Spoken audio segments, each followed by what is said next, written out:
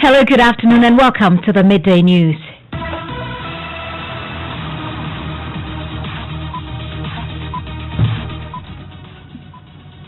This bulletin is coming to you live from Joy 99.7 FM in Accra at digital address GA 0993341.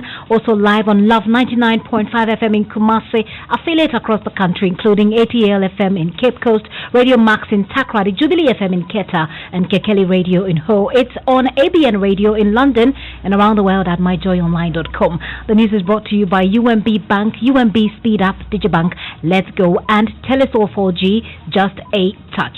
And coming up, doctors and nurses in the Ashanti region kick against introduction of cloth masks being supplied by the government of Ghana. You see, we will all prefer the N95 with the goggles, screen, and all that. But if it's not available, the least we will demand or we are asking for is this surgical mask. The details of a joint statement by the GMA and the Ghana Registered Nurses Association in the region. Also, Ghana's coronavirus cases now 7,616 as all but one region record cases. We'll bring you details. A leadership in Parliament expresses worry over recent directive by the Speaker restricting visits to the House as part of measures to stop spread of COVID-19 is being flouted. And staff of the parliamentary set, as well as staff of other institutions working within the presence of Parliament to desist from inviting visitors to Parliament. We also have sports coming up. It is time to rethink how sports is funded and stop rewarding mediocrity. That's according to the head of sustainability at the Ghana National Petroleum Corporation, Kwame Bawumiako. That's coming up later in sports, and we hear from a church boy who has risen to become an accomplished musician and sound engineer, using his craft to inspire a generation. I remember I recorded my first demo, that is 1993. Since that time, I've been pushing and following my dreams. It wasn't that easy, and even now, I am still not satisfied. I'm still pushing to get to my promised land.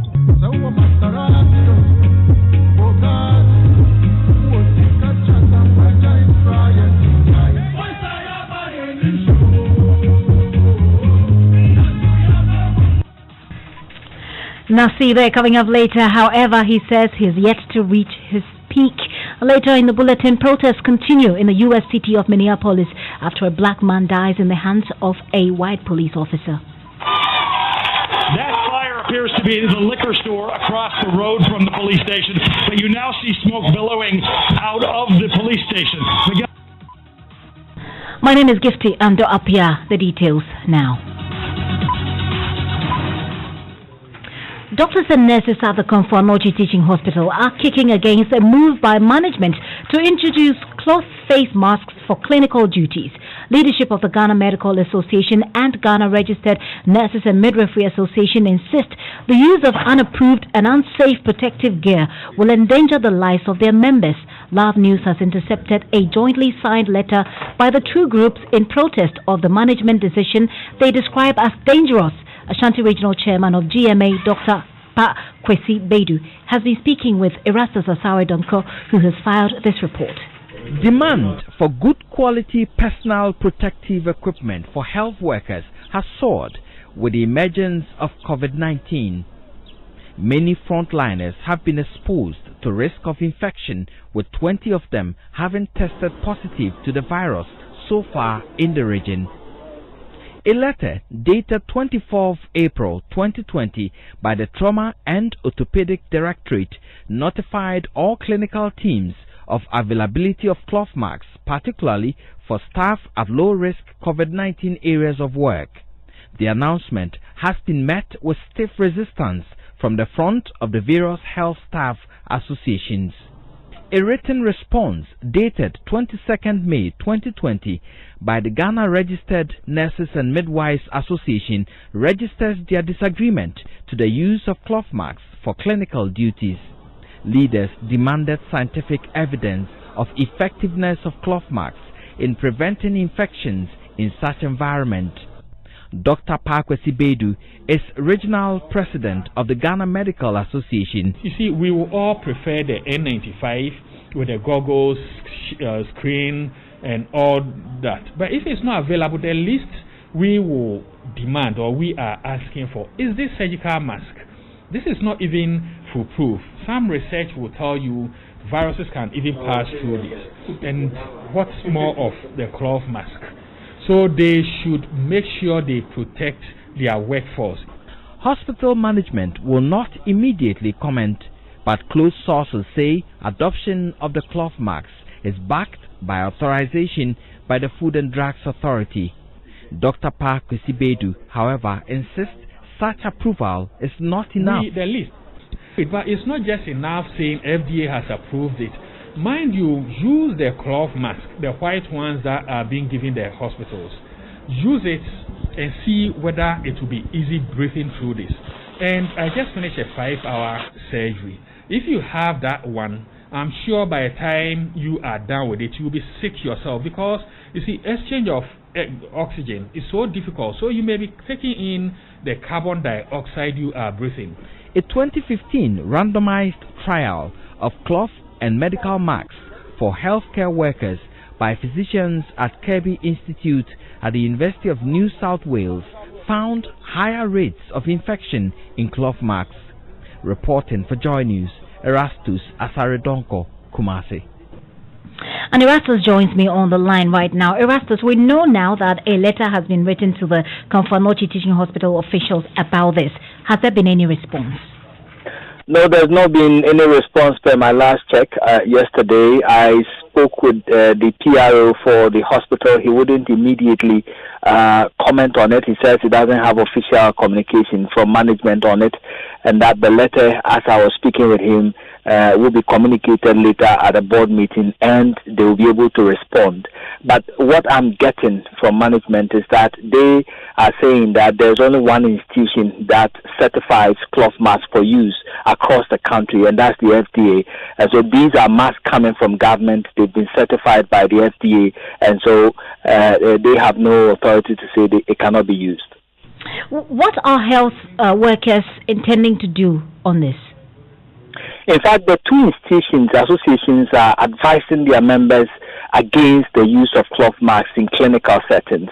They are saying that, well, you can use it at any department in the hospital, be it administrative work and other areas, but not in clinical settings, not in consulting rooms, not at the OPD, not at the theater room and other areas, at the ward and all that.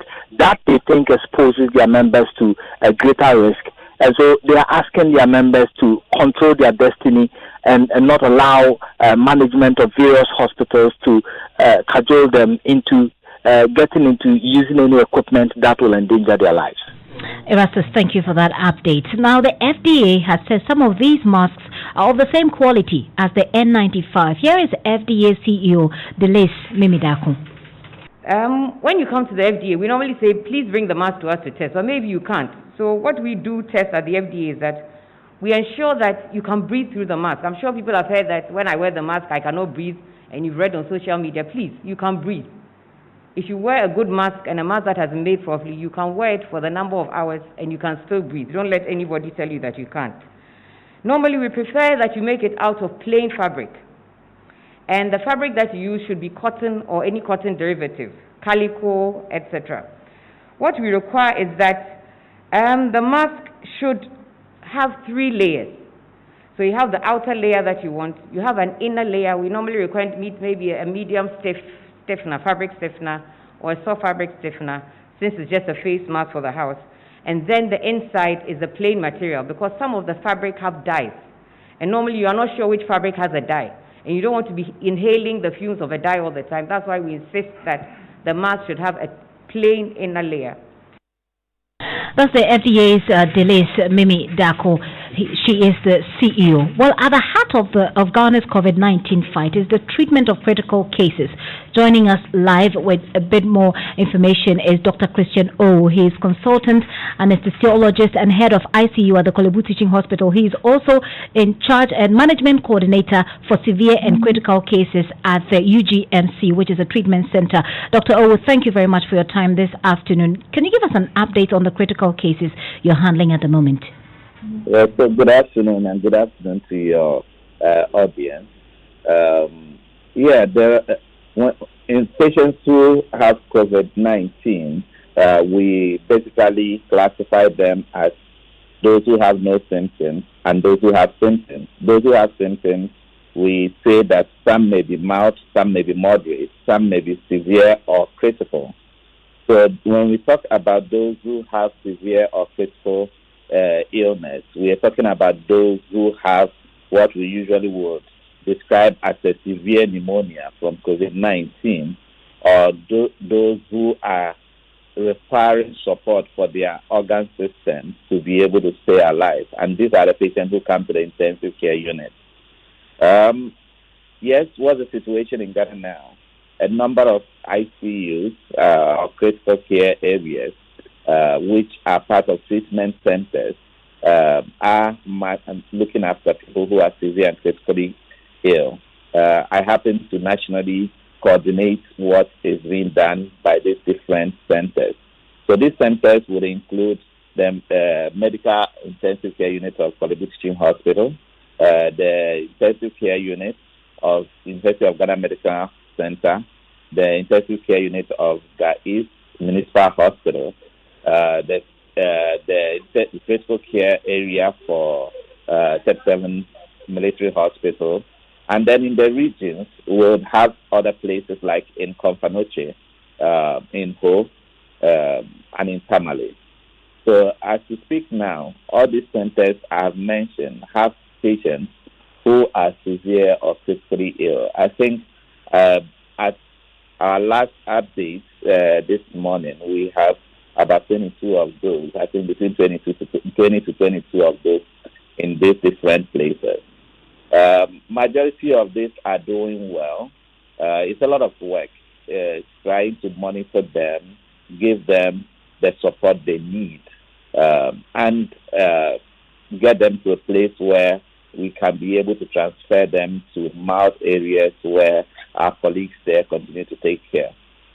The worry is that as more numbers increase, the number of people who are severe or critical would also increase, and that is partly what we are seeing, and therefore the requirement to get these people admitted in intensive care units or critical care areas becomes more or increases, and then may stretch the capacity of the existing ones.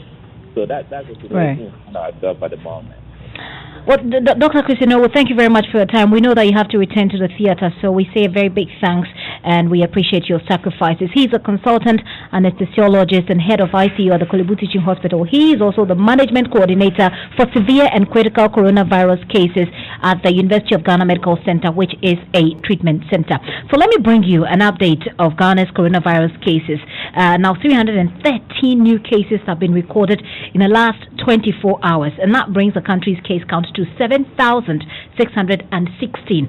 Every region in Ghana has now been infected except the Ahafo region. Head of our health desk, Fred Smith, is here with details. Fred, what are the new figures? Well, as mentioned, 7,616 cases now. Recoveries have now reached 2,421. The deaths are still at 34. But as you heard in the last interview you had, Gifty, about 22 persons are severely ill or are in critical condition and are in the facilities that he mentioned.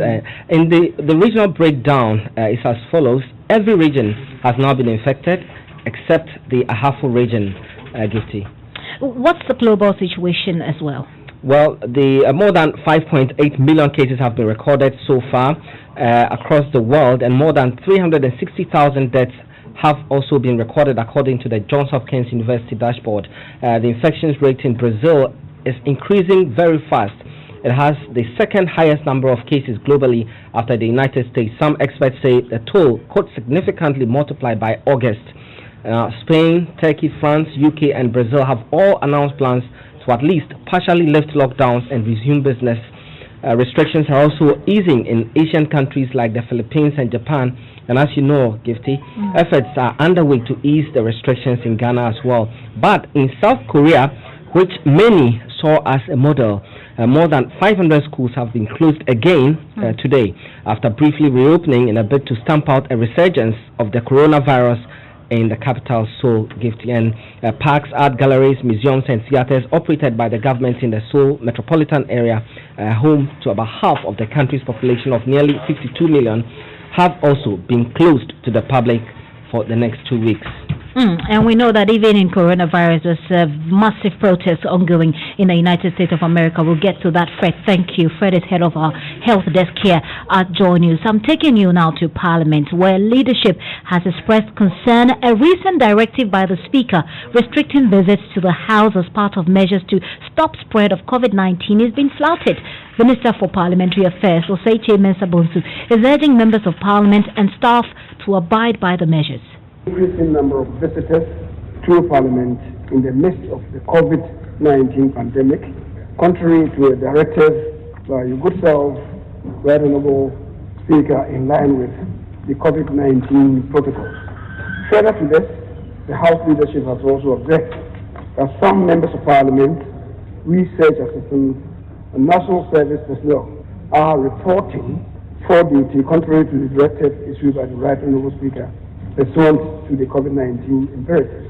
Right Honourable Speaker, the Business Committee passionately appeals to honourable members and staff of the parliamentary service, as well as staff of other institutions working within the presence of Parliament, to desist from inviting visitors to Parliament unless it is very, very compelling so to do, in which case honourable members or staff or others concerned may seek clearance from leadership of their respective caucuses or the clerk to Parliament. Majority Leader Oseche Mensah-Bonsu, he also announced that EC officials may appear before the House on the 9th of June to respond to questions on plans for the 2020 elections. Parliamentary Affairs correspondent Joseph Opoku-Gakpo joins me with details. Hello, Joseph. Hello, Gifty. Do update us. So, the Minister for Parliamentary Affairs wasn't exactly certain, as you indicated, on the date that the EC would appear, but he confirmed a number of other appearances in the House next week by the Minister for Interior, who will be responding to questions on measures being implemented to prevent and manage potential risk of importation of coronavirus from Burkina Faso into the country. That will be on Wednesday. He also confirmed that the Minister for Gender, Children and Social Protection will also be responding to questions on the measures to protect street children in the light of the COVID-19 pandemic. And he also confirmed that the Foreign Affairs Minister will be responding to questions on the stranded Ghanaians abroad and the closure of borders. That would also be coming on Friday. He says the EC originally wants to appear before Parliament on the 16th, but he's pushing for them to appear rather on the 9th. Commissions have programs to fan out to various regions in the country to undertake some assignments.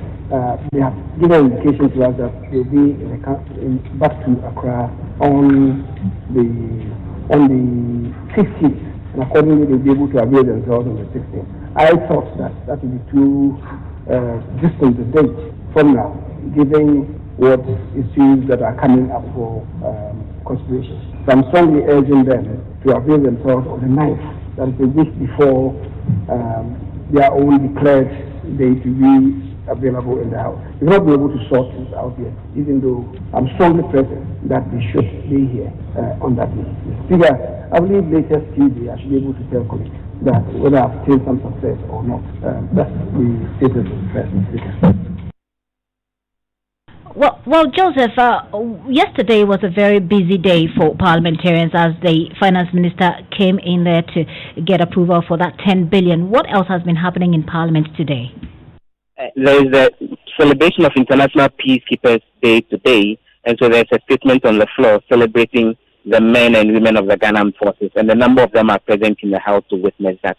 Mainly that's the other biggest agenda that's happening in the House today. Casey. Thank you very much. Joseph Opoku-Gakpo is our Parliamentary Affairs correspondent joining us live from Parliament.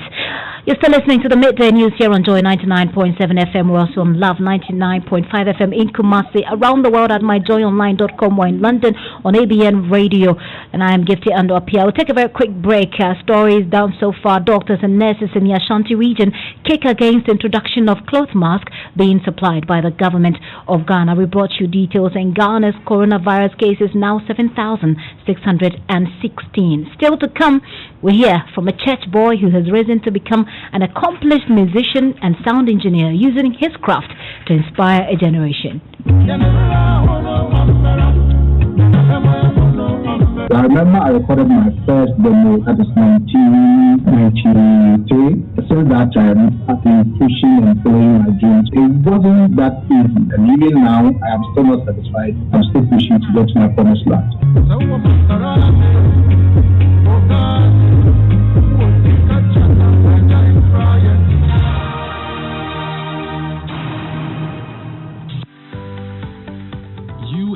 Was established in 1972 as the premier bank for the corporate and private sector in Ghana.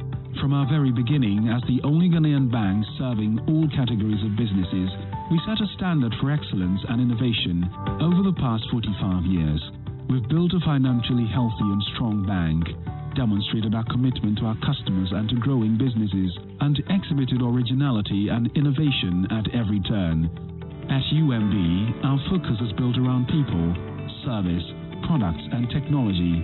These are the key to our present success and our future triumphs. At UMB, we're poised to make a difference not only with our customers, but also in the banking industry. We invite you to share in our future. Our future starts now with you.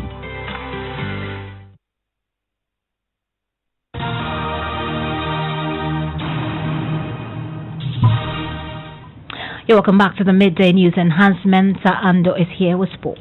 Hello, Gifty. And the head of sustainability at the Ghana National Petroleum Corporation, Kwame Baniaku, has called for a rethink to sports funding in Ghana and urged the country to stop rewarding mediocrity.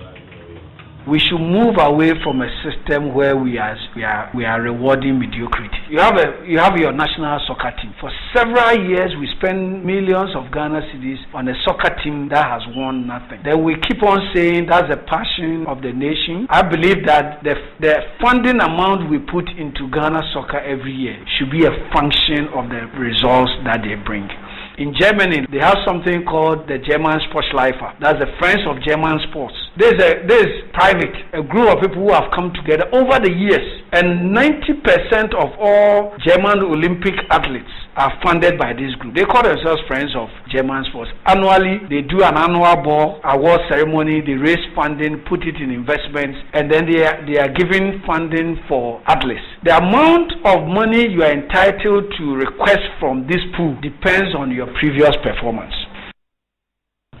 Kwame Baniaku is the General Manager of Sustainability at the Ghana National Petroleum Corporation. That's your sports. Thank you very much, Hans Andoh. I'm taking you back to the Ashanti region, where prosecutors on the case of the physical abuse of a 3-year-old boy by his father in Kumasi have requested a transfer of the case to the High Court.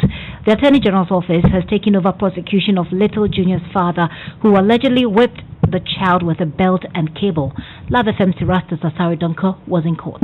The little boy begins his journey to recovery. His father, Ebenezer Osebunsu, who allegedly whipped him with a belt and cable wire, was granted bail in his first appearance in court, but is yet to meet the bail conditions.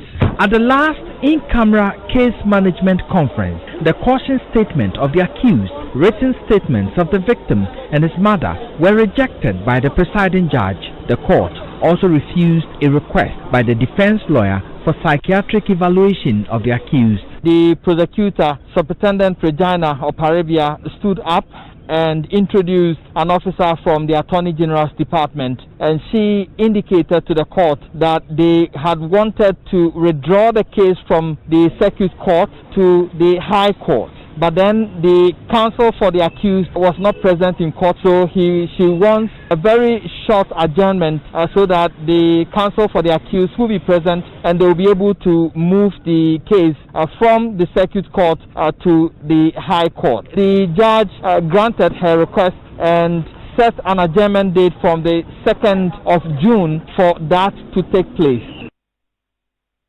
Erastus Asari Donko filed that report from court in the Ashanti region. In the United States city of Minneapolis, this is the mood, or has been the mood for some days now, after a black man died in the hands of a white police officer. So here it is. There's the fire. It does appear that fire is the police station. You can see this now. Now that fire appears appears to be the liquor store across the road. That's what's been happening in the United States city of Minneapolis. Benjamin Teta is a journalist in New York. He's been following this story. Benjamin, it appears to be a very tense situation. What can you report now? Yes, indeed. Well, it's just almost 8:30 here in the morning. So yes, after last night's protest, which witnessed mostly in Minnesota, but also across the country, things have calmed down a bit this morning. As you played in the audio sound there, yes, a police station right in Minnesota was set on fire, but that was part of 5 other buildings that were set on fire. In addition, there have been rioting, there have been looting, actually. Several chain store buildings were looted.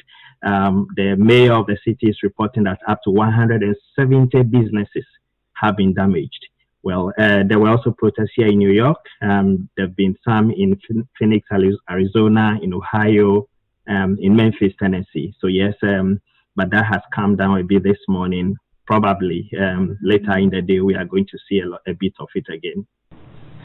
Benjamin, thank you very much for that. Benjamin Tete is a journalist in New York, bringing us up to speed on that protest going on for the past about 3 days or so. Well, on the brighter side, Becky's here with entertainment. Becky.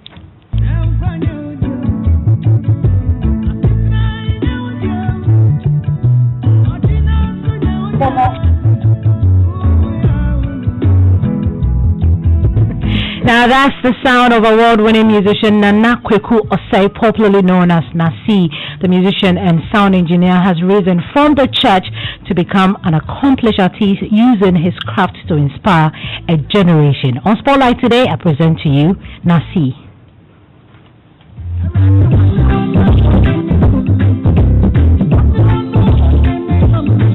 Many have grown to know him as a gospel musician, but Nana Kweku Osei, popularly known as Nasi, loves to be described as a musician and a sound engineer. Since his first demo in 1993, the singer has sharpened his craft and built a brand many want to associate with. Growing up as a church boy, he knew there was something in the industry for him. I was living in the church for about so many years, so I prayed to God. I think along the way, I had an opportunity to travel to UK with Dr. Lawrence Tete. I rejected the offer and started this whole journey. Despite initial setbacks, there would be a big break, but that would also be dogged by health issues. From the beginning, it wasn't that easy, too many sicknesses and stuff like that, but today, I'm able to keep our life and preserve us till today.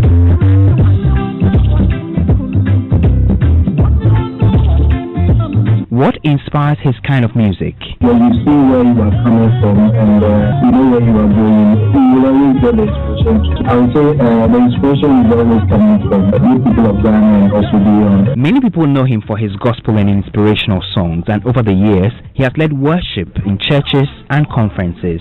But the musician showed his versatile side when he dropped one with rapper Guru in 2017.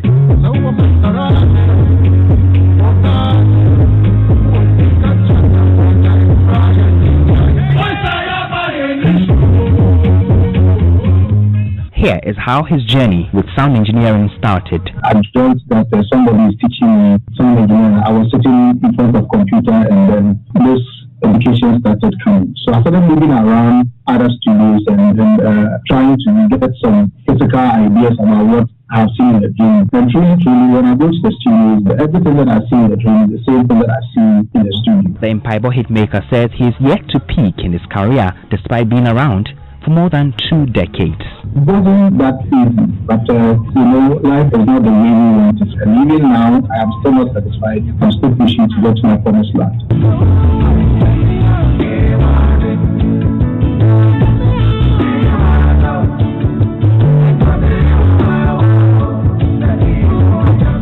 So that was Nasi there. That's a very inspiring story. Very, very. No matter inspiring. where you're coming from, you can always make it to the top. Definitely. Thank you, Becky. And that's it for the midday news. Our top story: doctors and nurses in the Ashanti region kick against introduction of cloth masks being supplied by the government of Ghana. Do log on to myjoyonline.com where there is more news. My name is Gifty Andoh-Appiah. Many thanks for your time. Reverend